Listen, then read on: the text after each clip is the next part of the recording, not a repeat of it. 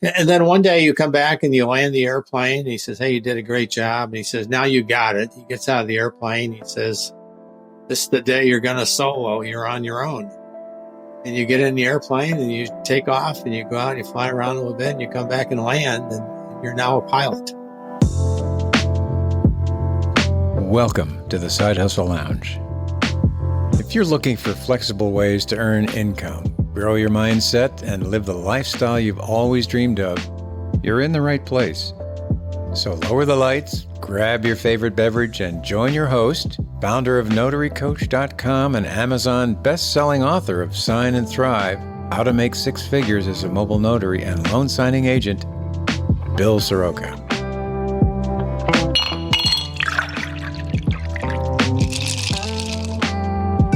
Cheers and welcome to my guest this week, Richard Law. He is the founder and owner of the Society of Field Inspectors, or SOFI.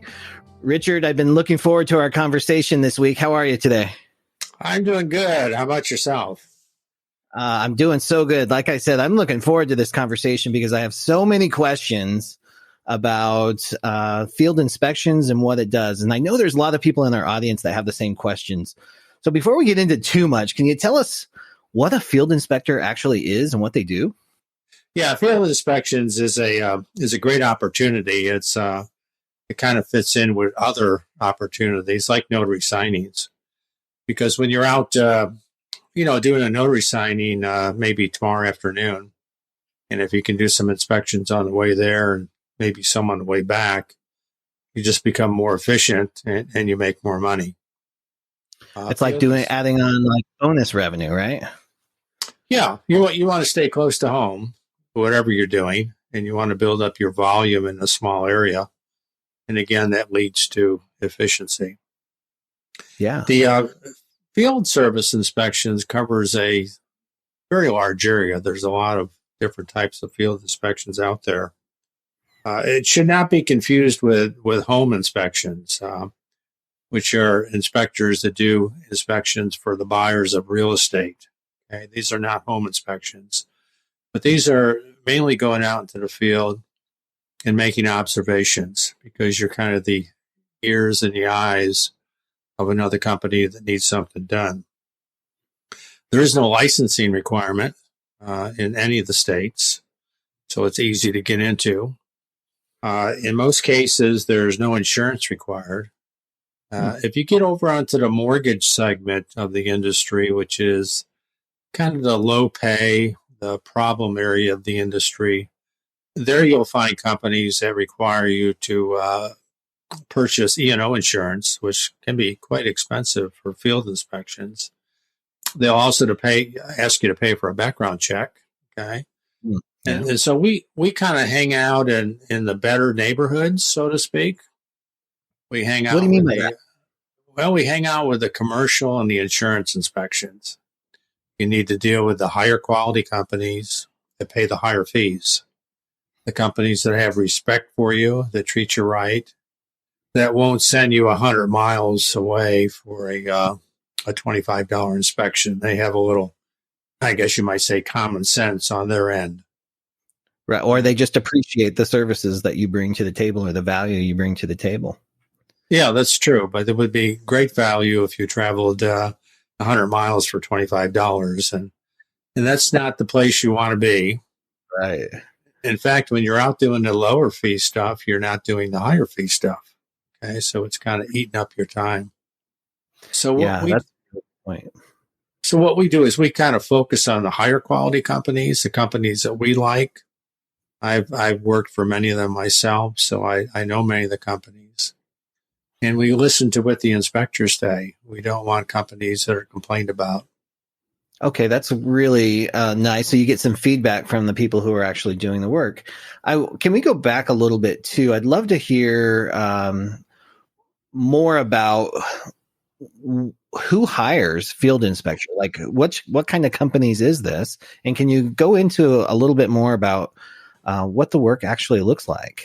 If we don't need certification, what are we actually doing out there? Well, the companies that are going to hire field reps provide the inspection form.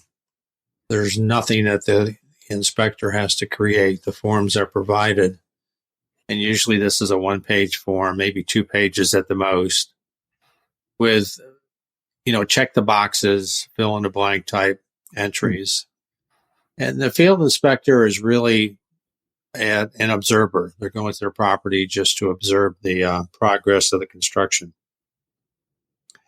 And a typical situation is you might go there the first time and the property's been graded, the land's been graded, trees have been removed if there were any.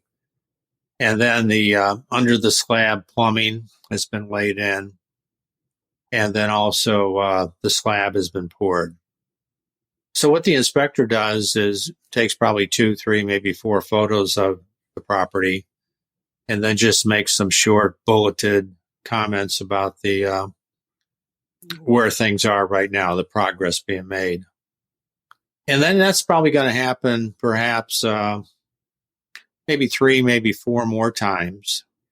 And again, the inspector is going to be looking at things like rough and electrical, under roof next, rough and electrical, rough and plumbing, windows, doors, that type thing.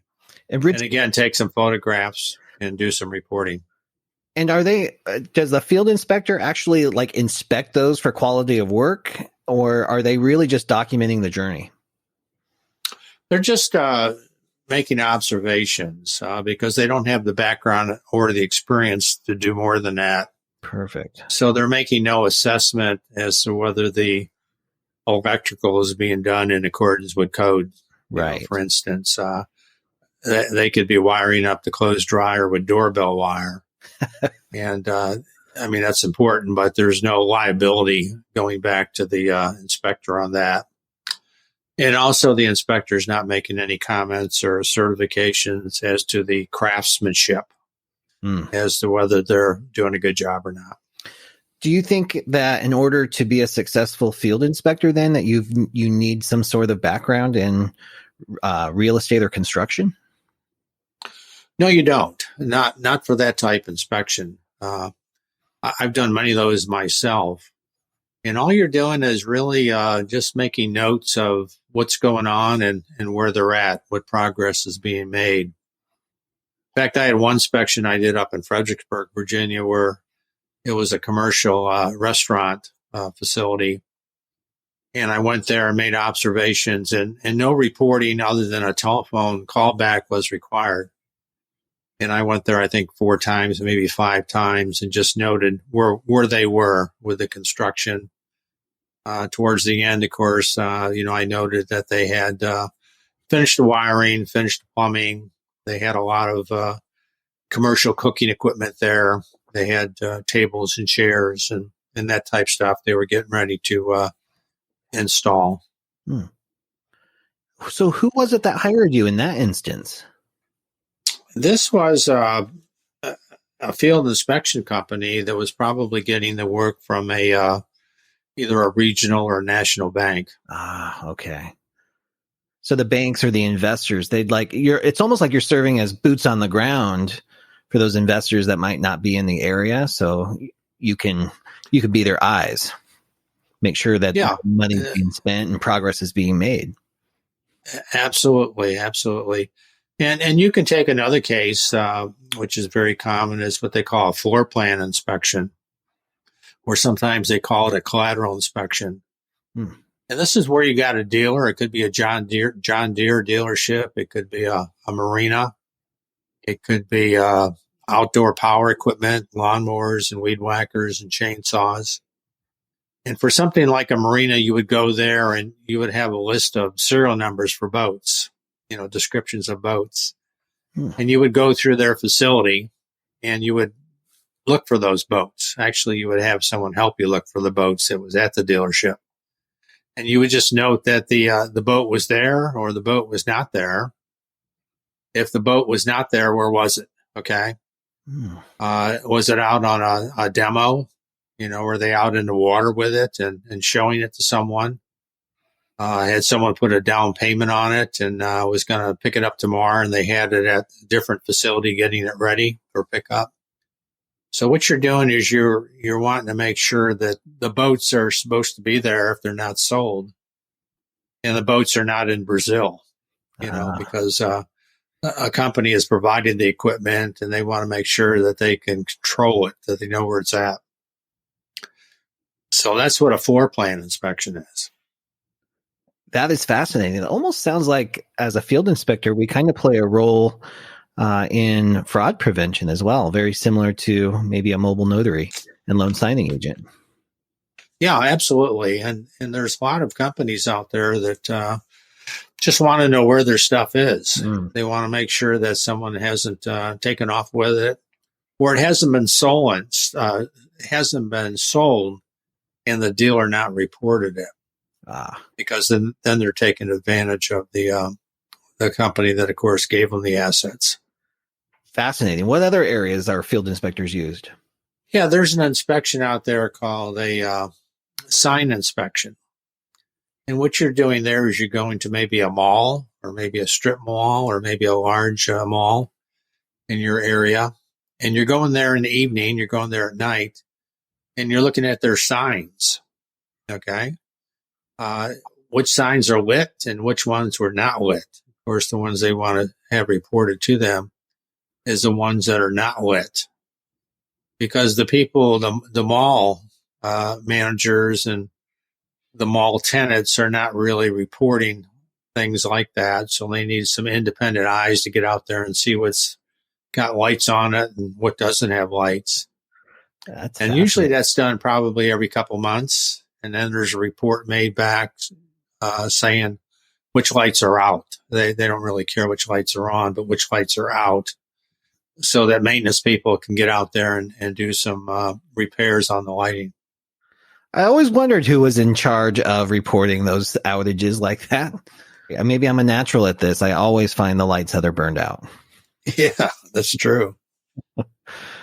But so there's a lot of that stuff out there, and there's a lot that takes, maybe 10 or 15 minutes. And then the nice thing also is you can grow your business with more training. You can get, with some limited training, you can start getting into things like commercial insurance loss control. And that's where you're going to facilities like an Olive Garden, and you're looking at commercial cooking equipment. Some of the ones I've done was Hampton Hotels, Holiday Inns. I did a BJ's up in Fredericksburg, Virginia. And again, those type properties pay much, much more, but they do require some training so that you know what's right and what's wrong when you go to the property. Is that training is it company specific, or is that something that like Society of Field Inspectors helps out with? Well, to get the more advanced training, we have some of that, especially in the commercial insurance loss control area. We have some training manuals, and we also have some classroom videos that go with those training manuals to describe how to do the inspection. Okay. And with the commercial insurance loss control, you're looking at more detailed areas. You're looking at fire sprinkler systems. You're looking at commercial cooking equipment. It could be a light manufacturing facility where you're looking at processes. You could be looking at workman's compensation rules. There's just a lot of different areas that you can grow into with more training. And then once you go through that training and start growing your business, and maybe a year or 2 years, you might start working directly for the underwriter, the insurance underwriter, and doing much more highly protected buildings and more expensive buildings. So there's a path to higher money, a lot more money, and through, very inexpensive training. So when you first start out as a field inspector, you can start, obviously there's probably some minimum training. There's, I noticed that you guys created and curate a list of companies that will hire you in the very beginning, and you can work directly for those companies, and then you can scale yourself up and eventually work direct with these insurance companies. Is that how am I understanding correctly? Yes, that's true. Most inspectors never go to that higher level. I'm not sure why. I have in my history. I've moved up to the higher level stuff. It's more interesting stuff for sure, and it pays much more. But there's a lot of stuff. I would say probably in the $35 to maybe $55 range. That takes about 10 minutes. It's easy to do. It's interesting work. It could be something like a business verification. I did one in Culpeper where it was a cardiovascular office, okay, right near the hospital. They were hiring some nurses. And as part of that hiring process, they needed access to get background check information. And the company that was going to give them the background check information wanted to make sure they were really a medical clinic, a cardiovascular clinic. So my job was to go there and just do the verification. So I, called them up and said, hey, I'm going to be in town in the afternoon between about 1 and 4. Can I come by and do this inspection so that you can get your background check stuff? And they said, fine, come on by. So I headed to town and I headed by the clinic, which was right in view of the hospital, and took a picture of the sign out front that said Blue Ridge Cardiovascular Clinic. I took a picture of the address on the side of the building. Walked in, talked to the administrator there, and explained that I was there for the inspection. I needed to have a picture of the container, the file that he was going to lock up this background check information in. And I needed to see that he had a key and that it would lock.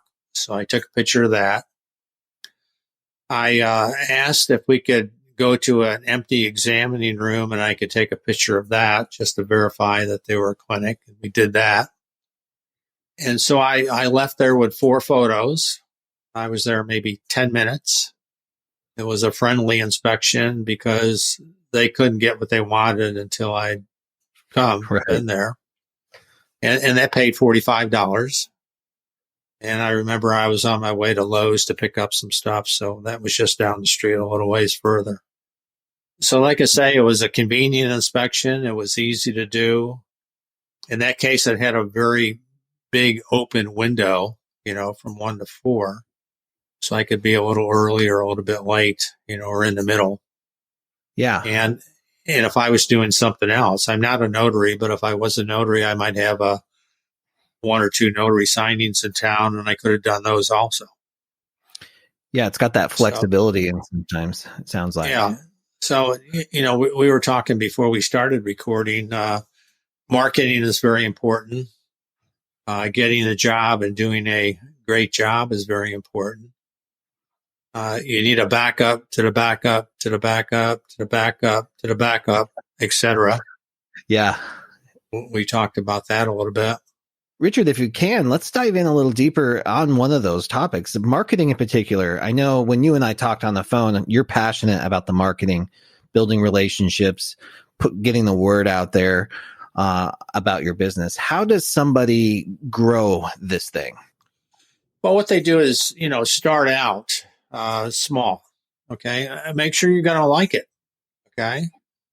Get out there and do a few inspections and make sure that they're kind of your cup of tea, that you like doing it, that you find it interesting, that you're making money. And what we do is we make things kind of easy. Membership in Sophie is free. We don't charge the companies, nor do we charge the field service reps to become a member. And they can simply go up to joinsophie.com and fill out a short form and become a member. The first time they become a member, we shotgun that information out to hiring companies and let them know that they're available. And if those companies have some work, they'll contact the field rep direct. So just getting started, Richard, there's no certification process at all. What if somebody's uncomfortable starting? How do they get started? Is there just a mini course? Is there a book they can read, a guide? Like how to set expectations? Well, there is no certification. There is no licensing. There's no state licensing. In most cases, when a company does need someone in an area, they hire them without them requiring to pay any fees to be hired. They usually, in most cases, don't need any special equipment. They can use their smartphone camera for taking photographs. And the companies provide the inspection forms. And the companies also it depends on the company, but they might get you on the phone and kind of walk you through an inspection on the phone. They might send you some videos to look at. They might have a webinar where you can be invited to a webinar and go up there and listen to an instructor, and then also have an opportunity to ask questions. And so that's pretty much the way it's done. I try to make myself available to the field reps to answer questions too. We post our telephone numbers just about every place, and we welcome phone calls, and they call us right on our cell phone or they text us. I think that's one of the things that just blew my mind, Richard, is that you literally have your cell phone number posted all over your website. And I really appreciated that, because it sounds like people can just jump right into this thing. Just jump in Yeah. And I'm not afraid to talk to people on the phone, and I get a lot of calls. We do offer some paid for products up at our Sophie store, but again, everything has a satisfaction guarantee. So people feel comfortable with that. That everything is guaranteed, that they'll get good value out of it. They have someone that can answer their questions and give them some advice. Well, that's one of the reasons I reached out to you, Richard, is I've heard such great things. I know you have a stellar reputation and you're committed to helping people succeed in this. Do you think, can this be a full-time gig for people? It can, depending on, of course, where you're located at. It's going to be easier to do in the large metropolitan areas where there's lots of people and lots of traffic. It's going to be more difficult to do in rural areas where you're kind of far away from everything going on. So if you want to do it full time, you need people, you need traffic, you need, larger metropolitan areas. There's a lot of different people that do field inspections. There's, of course, notary signing agents, there's realtors, there's appraisers, process servers, home inspectors. If you're a home inspector in Michigan, in the wintertime, things really slow down. No one's buying houses. There's 2 feet of snow on the ground. And so a lot of the home inspectors in the northern climates do field inspections in the wintertime just to kind of have a source of income. There's a lot of firemen and policemen who have, where they work a couple days at a time and then they have a couple days off and they'll do inspections. There's pastors that do it. There's people that are working at Amazon warehouse on the night shift, from midnight till 6 a.m. They're doing it during their afternoon hours. So there's a lot of... I'm sorry, go ahead. I was just going to jump in and say ride share, Uber, Lyft drivers that are all over the place anyway. It seems like this might be an easy way to add on additional value bonus income throughout the day. Yeah, they'll do that. If they got a field inspection over near the airport or close to the airport, they'll finish that up and then sign into Uber and maybe pick up a fare at the airport. Right. And kind of take them back to where, an area close to where they live, and then maybe pick up some more field inspections.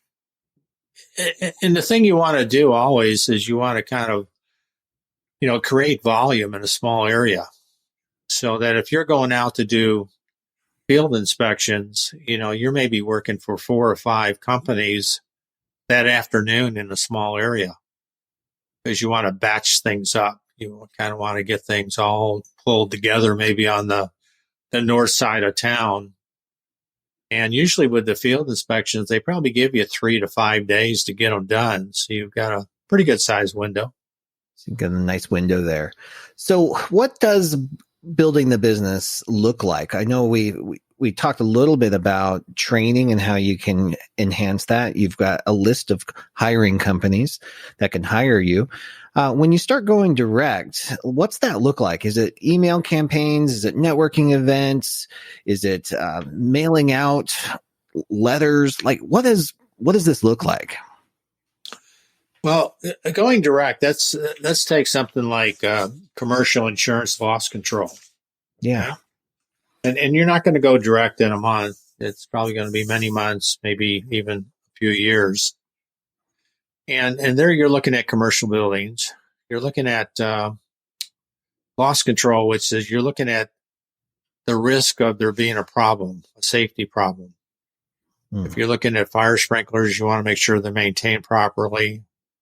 If you're looking at commercial cooking equipment, you want to make sure all the fire suppression equipment is working fine and they have all the correct safety features in there. If they've got a gas range with a deep fryer next to it, there has to be a little wall, a little flash guard between them so that, hot grease doesn't spill over onto the gas range. And they have cleaning cycles that have to be monitored, when you have a commercial kitchen, like something in an Olive Garden. And then later on, you kind of, do a lot of inspections. And when the company likes you, they keep giving you, better paying inspections, inspections that require more experience, more expertise, and you kind of keep building up and building up. And then you get to a point where you've done a lot of these highly protected properties. And then you start marketing to insurance companies, underwriters, like maybe Hartford. And the way you get business with them is you really send them redacted copies of inspections you've done. Said, this is what I'm capable of doing. This is what I've done in the past. And I can do these inspections for you. And then, they'll pick you up and give you some work to do and see how you're doing. If they really like you, they'll keep sending you work. Now, the person I got my training from was a fellow named Jim Julian, who's up in New Jersey. And Jim's been doing this for a very long time. He's been doing it for decades. But, at times he's been paid by underwriters, the big companies, the insurance companies, to make trips to Europe and also over to the Pacific. And, he's been to, Tokyo and other places in Japan, Okinawa, Hong Kong, Hawaii, Australia, doing commercial insurance, loss control inspections on very, very highly protected properties. And they pay him a lot. I've seen some things that he's done for light manufacturing where he spent 3 days at the plant inspecting, 2 days writing it up, and was paid $8 for the report. So there's money to be made, but you don't start there on month 2 or maybe not even until year 2 to get there. Yeah, and you brought up kind of an interesting point as well that I think is important for us because a lot of our audience might be notaries, so they're really used to having jurisdiction that's just within their state. But what I'm hearing from you is because there is no certification or licensing requirements, there's no jurisdictional issues either. You can be a field inspector anywhere. Yeah, all 50 states use field inspectors. There's field inspectors that do work in Guam, the Mariana Islands, the U.S. Virgin Islands, Puerto Rico. And there was one woman, her name Tori, down in Dallas. She flew for one of the airlines down there. And on her days off sometimes or weeks off, she'd take and get a free ride over to Puerto Rico or the Virgin Islands. And do some inspections over there, do a little vacationing, and then come back. So in her case, she had free transportation. Yeah. And it worked out pretty well for her. I love that idea. Yeah. There are also field inspectors in those areas too. So she was going there as extra. They didn't really need her. They just kind of liked her and gave her a bonus, I guess. Yeah. Yeah. Well, I love that. I've been trying to find a way to be a vagabond, a notary, and travel in my RV all over the United States. And that is proven to be pretty difficult. But this, on the other hand, there might be a way here. Yeah, I think so. And, I like to watch some of the YouTube videos there. One of them is the Sailing Doodles, where they have some nice 42-foot catamarans, and they go out and they visit all these ports over there in the Caribbean or over in the Pacific, and they show how nice it is to live on a boat. And they have a good followership and following, and they make good money on that. Yeah, yeah. That's good thinking too. Yeah. So speaking of income though, Richard, I wonder if, I know we don't want to promise certain income levels or anything like that, but what's a fair estimate or guess on what the income you can earn doing field inspections? Well, it's a difficult question to answer because most people don't like to talk about what they make. Okay. Yeah. And especially if they're very successful with it. So the full-time people kind of keep it kind of very close to their vest on how much they're making and who they work for. And but when you get down to the part-timers, they'll talk to you primarily about how much money they make fee-wise, what kind of fees they're making, and how long it takes them to do an inspection, and how close they can stay to home. Mm-hmm. So I would say kind of starting out, most of the stuff is kind of, I would say probably $35 to $55 for very easy work. Okay. And what you want to do is some of that work in connection with other work. And then you also want to, like with any gig job, you want to keep your area small, and you want to build up the volume you need by working for, more customers. I don't think anyone who's a notary or anyone who is a field inspector just working for one company starting out is probably not even making any money. They may be losing money. The efficiencies start to build when you're working for more companies. And then even when you start working for more companies, and as your volume keeps going up from more companies, you can start reducing your service area. In other words, you can start working closer to home once you build up your volume by working for more companies. Does that make sense? Yeah. So your costs go down because you're not spending so much time on the road and mileage. Absolutely. Yeah. Yeah, that makes total sense. So we gave them a good base range of that $35 to $55. When, if it's after 12 months, 24 months, whatever it might be, when they start working direct, do you have an average of what that direct commercial fee might be? Well, I think if you go up to, the best way to look and get a real good answer is go up to some of the hiring websites, the recruiting sites, okay? Mm-hmm. And just look at commercial insurance loss control, up at something like Indeed, okay? Mm-hmm. And it'll show you what insurance companies are willing to pay to get that work done to employees. Okay. So what they would pay an employee who's maybe working full time for them because they have a lot of volume, that salary is going to probably be about the same as what they would pay for an independent contractor.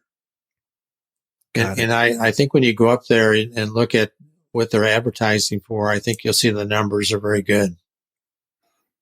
Yeah, I would imagine so, especially if they're flying everywhere, huh? Well, some of them will. Getting to that level, you've got to be very good, And some people don't like to travel. Some people don't care about going over to Europe or Pacific because you're going to be working hard too. Sure. It's not going to be a vacation. It's going to be a trip over there to, do business. Well, let's talk about that a little more. One of the questions I love to ask on these side hustles, which are it could be a total business venture all on its own, but there is work involved. It's not always, the rainbows and unicorns. So in your experience, Richard, who fails at this business? I think the people that just they don't have a high goal. They're kind of afraid to get started. Okay. They're afraid to kind of jump in and do the job. And they also need to know how to do the marketing. They need to get out there and beat the bushes and contact companies and ask for work. I think that's very important. I notice with both notary signing agents and also with field inspectors that they're kind of afraid at the beginning, and that scares a lot of them away. And there are those that are not afraid, and they just really jump in there and do the marketing and just build a tremendous business. Yeah. And that probably applies to almost everything. And I don't know, I tell people sometimes, if you really want to build up your confidence, get a pilot's license, learn how to fly. Because when you go through pilot training, for, say a private pilot, you go through the ground school and you learn what to do. And then you get in an airplane with an instructor. Okay. And then you go out flying. And he shows you different techniques and different things to do. And you have some different emergencies. You practice, you stall the airplane and learn how to recover from the stall. And then one day you come back and you land the airplane. And he says, "Hey, you did a great job." And he says, "Now you got it." He gets out of the airplane. He says, "This is the day you're going to solo. You're on your own." Okay. And you get in the airplane and you take off and you go out and you fly around a little bit and you come back and land and you're now a pilot. Okay. And, you could have crashed, on takeoff or on landing, but you knew what you were doing and you didn't. And you built up your confidence and you went through all the different emergencies that could come about and you handled them well. So you got to kind of do that with things like notary signings and field service inspections. Get out there and get some ground school and then get some training with someone like yourself, that knows how to do it. And then let them go out and solo, okay? But no one's going to crash and kill themselves on takeoff or landing with a notary signing or a field inspection. Exactly right. It's just not going to happen, okay? That's such a good point. And I think I heard a quote once that seems to apply right here, is that experience isn't just a teacher, it's the only teacher. And I think you have to just trust yourself that you can figure this out, get the counsel you need, get the guidance, the training, and do it. That brings me, you just mentioned flight school, and I love that analogy because you are a retired naval flight officer. You retired as a commander. So I'm curious, how did field inspections even come into your life? How did you decide that this was the fit for you and you were going to create an entire business around it? Well, I guess it kind of came about by accident or something close to that. I was in the Navy and I flew for 20 years and I really enjoyed it. And then when I left the service, I worked I was a system engineer also. And I worked for companies like Computer Sciences and worked on defense communication systems. I also went to a company called E-Systems and worked there. And when I was in the Navy, I was involved with signals intelligence collection also. And so, we were listening in on the enemy, the Russians, the Chinese, the Libyans, just about everybody. And so when I left that business, I decided I'd been working behind green doors in classified areas for so long. I wanted to do something else. And while I was working, I built up a real estate business and had a real estate broker's license. And then when I was out doing real estate, I noticed that some of the foreclosure properties needed some work on them. So I got involved and did some property preservation. And part of that was also doing some inspections, but I learned to get away from residential mortgage inspections and move to the commercial inspections. They were just, higher quality inspections. And so that's how I got started. And it worked out good because I was doing real estate and like say in the winter, things will slow down and I do some field inspection work. And I just kind of worked as hard as I wanted to, and worked up in Fairfax, Virginia, primarily, which is a very densely populated area. So there was always work. There was always something to do. And there was always money to be made.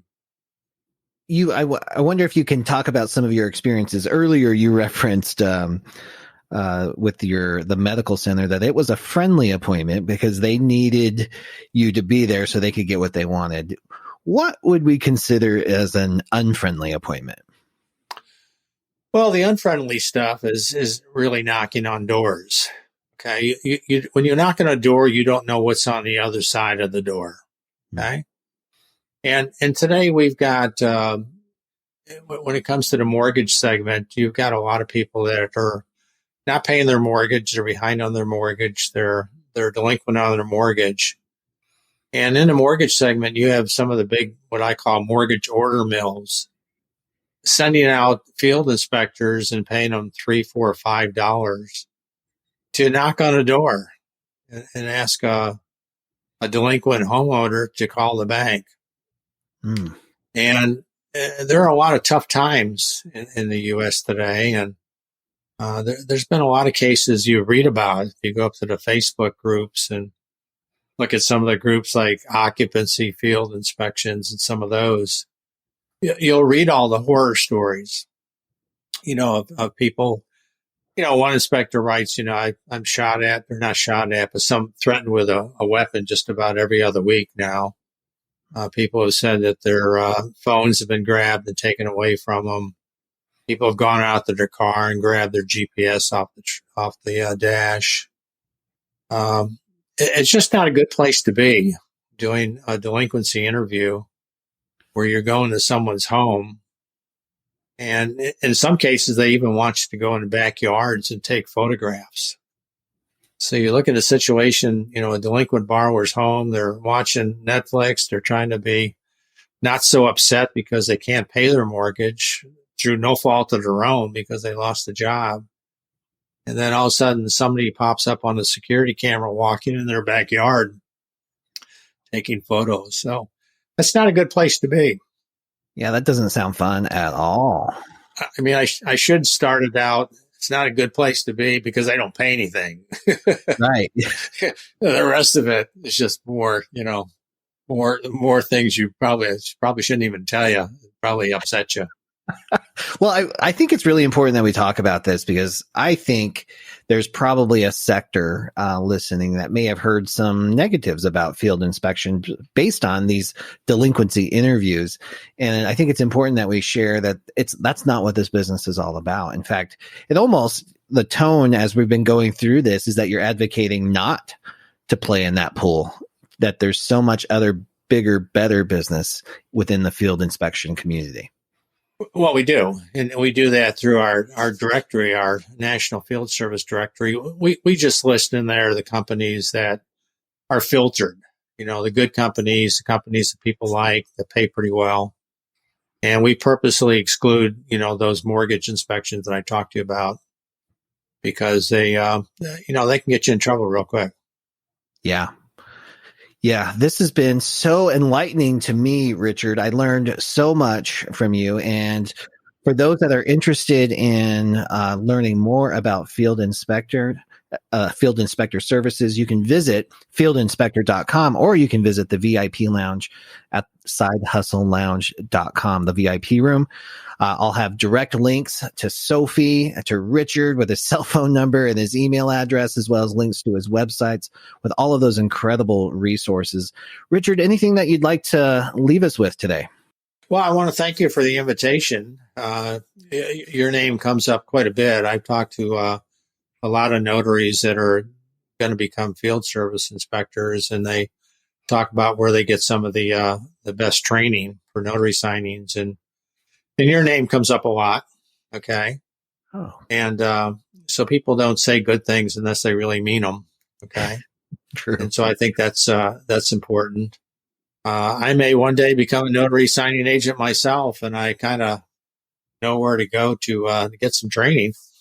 Well, right back at you. Yeah, right back at you. You got my wheels turning on field inspections too.